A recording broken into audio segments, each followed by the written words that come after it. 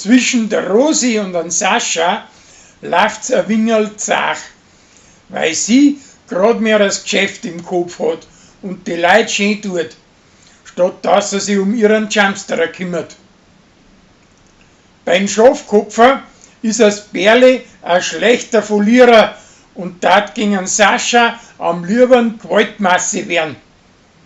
Wie der am anderen Tag ein Feigerl hat, glaubt das Hummel, dass das von ihren Alten ist. Dabei hat er aber schön als ein Psuffener mit einer Weinflasche Kopfball gespielt. Die Annalena und Pfanni möchten einen früheren Aushilfsmetzger allweil mit der Köchin von der Schule verkuppeln. Aber einen guten Ratschlag führen im Graben eine. Erst wie sie die zwei danach zufällig treffen, geht es weiter. Der Landrat spendiert eine neue Bank vor der Kirche. Aber das Schüttel da drauf wird von einem Psuffern gemacht, der wo ihm seinen Namen verhunzt.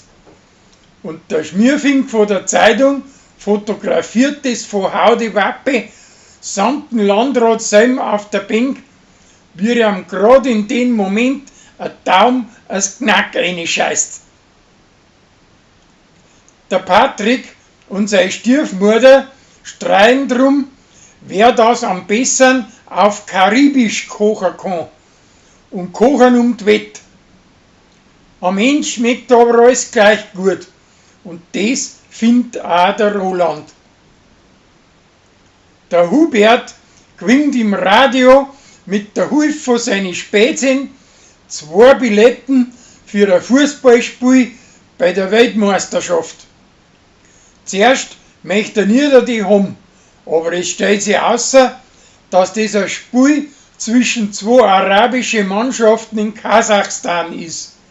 Und darum schenken sie es einen Gerstl. Ein Pfarrer, seine Schwester, schlagt in Lansing auf und verdreht die Burma an den Kopf. Der Felix ist ganz heiß drauf und lässt für das sein Gespuse stehen. Und der Christian ist auch hinter ihr her.